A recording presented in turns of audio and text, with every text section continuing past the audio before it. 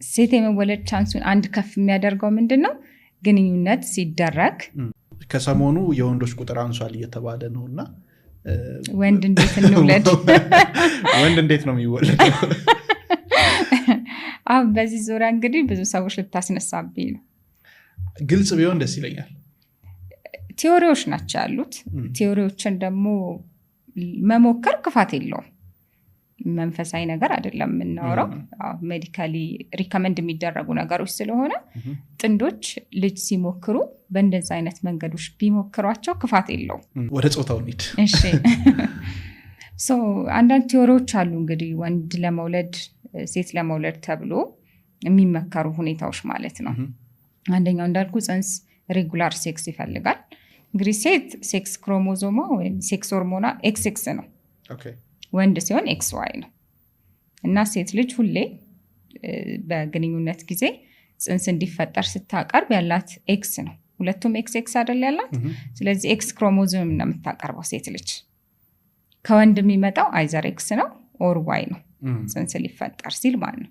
ስለዚህ ሴክስ ሁሌ ባይ ዲፎልት ሴት ልጅ ነው የምታቀርብልህ። በደንብ ግልጽ አድርጊልኝ። XX XY የሚባለው ሴክስ ክሮሞዞማችን ነው።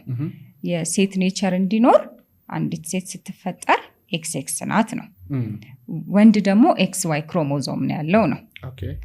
ሲሰራ እነዚህ አሁን ካሪዮታይፕ የሚባሉት ሲሰሩ XX ሲመጣ ቺ ሴት ናት ይባላል። XY ሲሆን ወንድ ናት። ወንድ ነው ከወንድ የሚለቀቀው ወይ X ነው ወይ Y ነው። ስለዚህ 50% አይደል የመረገዝ እድሉ። ሴት ግን ሁሌ X ነው ያላት። ወንድ X ከለቀቀ ጽንሱ ምን ይሆናል? ሴት። Y ከመጣ ደግሞ ጽንሱ ምን ይሆናል? ወንድ ይሆናል ነው። እና ጥናቶች ደግሞ አንዳንድ የተደረጉት X እና Y ክሮሞዞም ልዩነታቸውን ለማጥናት ተሞከረ። አሲዲክ የሆነ ኢንቫይሮንመንት ጥሩ ነው፣ ይመቸዋል ለኤክስ ክሮሞዞም። ስለዚህ የሴት ልጅ ብልት ውስጥ የመቆየት የመቀመጥ ጊዜው ከፍ ያለ ነው። ወንድ ደግሞ ወይም ዋይ ክሮሞዞም ደግሞ የመሞት እድሉ ከፍ ያለ ነው አሲዲክ ኢንቫይሮንመንት ላይ። ሴት የመወለድ ቻንሱ ከፍተኛ ነው ማለት ነው። ሴት የመወለድ ቻንሱን አንድ ከፍ የሚያደርገው ምንድነው? ግንኙነት ሲደረግ አንዷ ሴት እንቁላል ከመለቀቁ ቀደም ብላ ያላት ፈርታይል ፔሪድ አለ አይደል?